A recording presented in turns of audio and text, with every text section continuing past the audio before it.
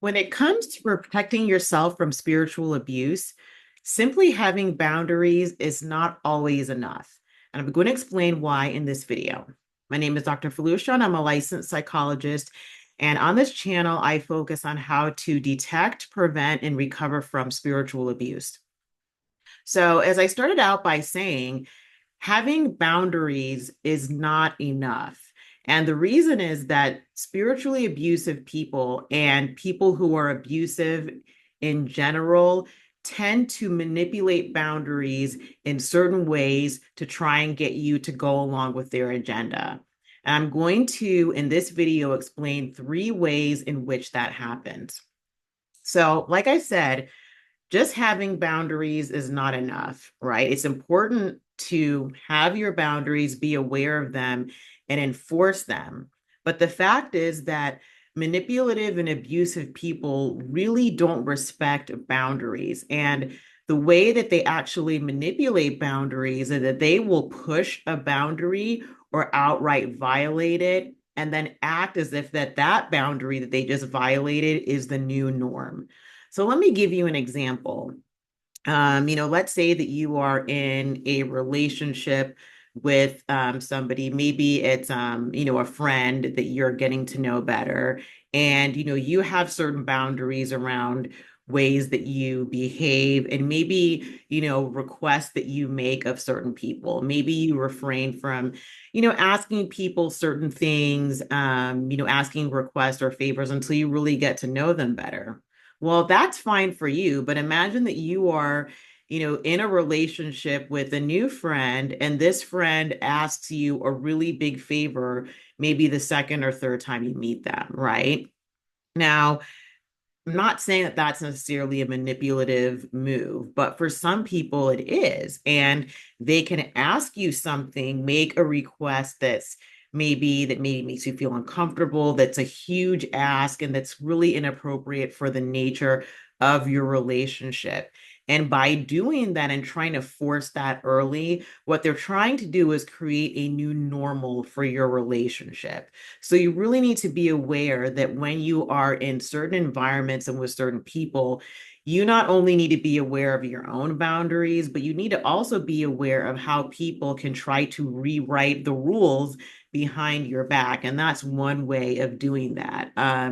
In some of my previous videos, I talk about how spiritually abusive environments really rush intimacy and vulnerability. Intimacy, vulnerability, and trust are things that grow and are maintained over time. But when you are in a spiritually abusive environment, they'll say things and act in certain ways to try and create a false sense of intimacy and have you be vulnerable so that you can be controlled and fit in with whatever their agenda is. And of course, they're not going to announce that, but they're going to rush that. So they might say things that make you feel uncomfortable, say things like, oh, we're all one big family here, and this is what we do, when it is something that you don't feel comfortable with. And so, what I just described, with the example with a friend, a request is a way in which people can really push those boundaries in a way that forces you to play on their terms. And so it's really important to be aware of that.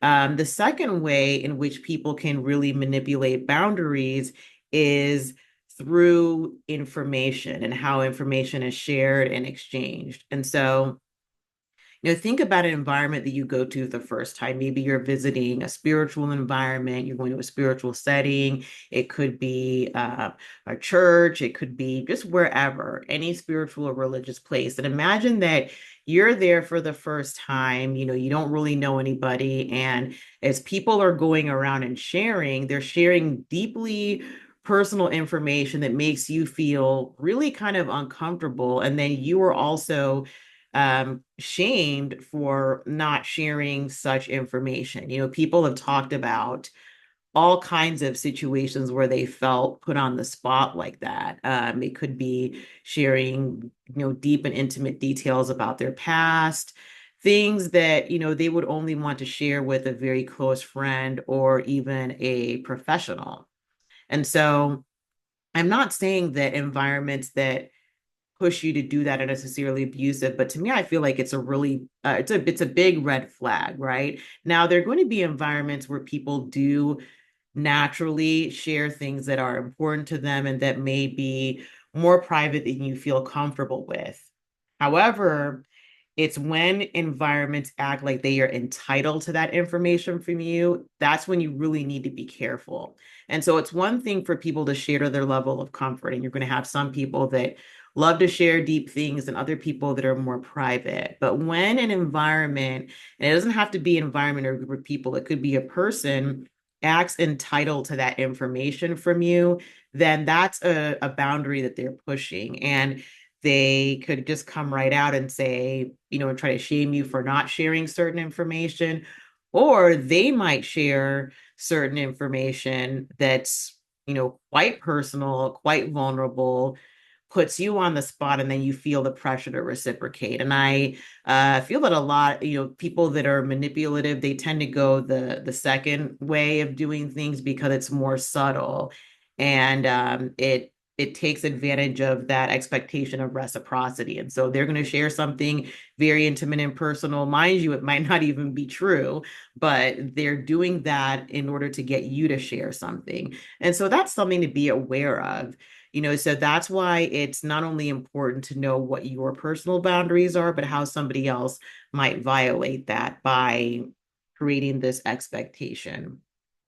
And then the third way is through humor, right? And so people can do this thing where they might say something that's cruel, that's very hurtful, that's embarrassing, and then say, "Oh, I was just joking."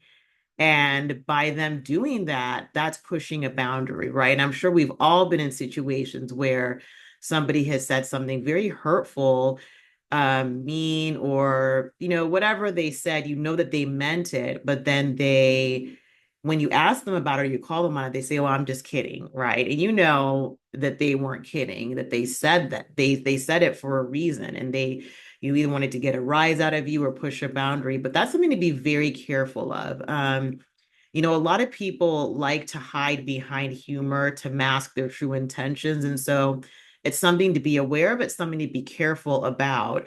That you're, part of enforcing your own boundaries is you could say something along the lines of, "Well, I didn't particularly find that humorous," or "I don't appreciate that kind of humor." And, people who are manipulative don't give that a rest either. They might tell you that you're too serious, you need to lighten up, you can't take a joke. But this is more about understanding how people like that operate. So they will say things under the guise of humor. And when they're called on something, they will say, "Well, I was just joking," or "You take things too seriously."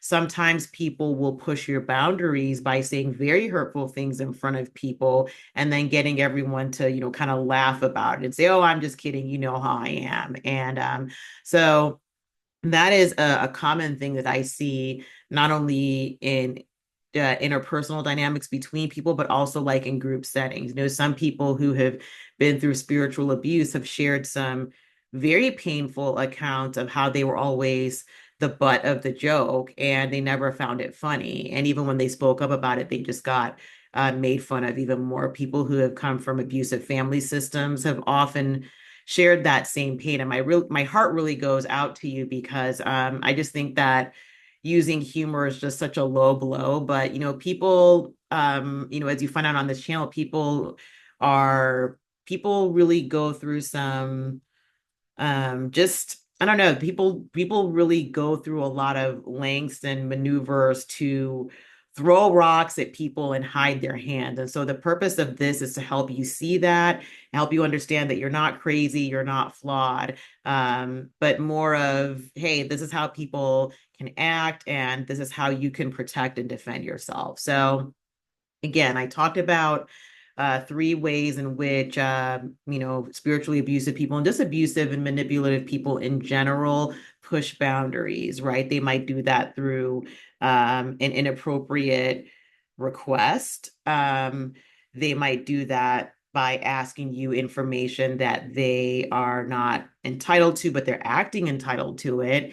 And they might not come out right and ask you for it. They might share something and expect you to share that back, or they may say hurtful things or try to like intimidate you or humiliate you through the usage of humor and then saying that, well, they were just kidding and they didn't mean it. So be aware of that. And I'd also like to hear from you all in the comments. What are some other ways that you see abusive people, manipulative people push boundaries? And how do you hold on to your boundaries in the midst of that? If you'd like for me to do a video on that, let me know in the comments. All right. And if you'd like to book a free consultation with me, you can go to my website, skillsetcounseling.com, click on the orange button, and you can also email me. My information will be in the description box. I hope you have a wonderful day that is filled with peace.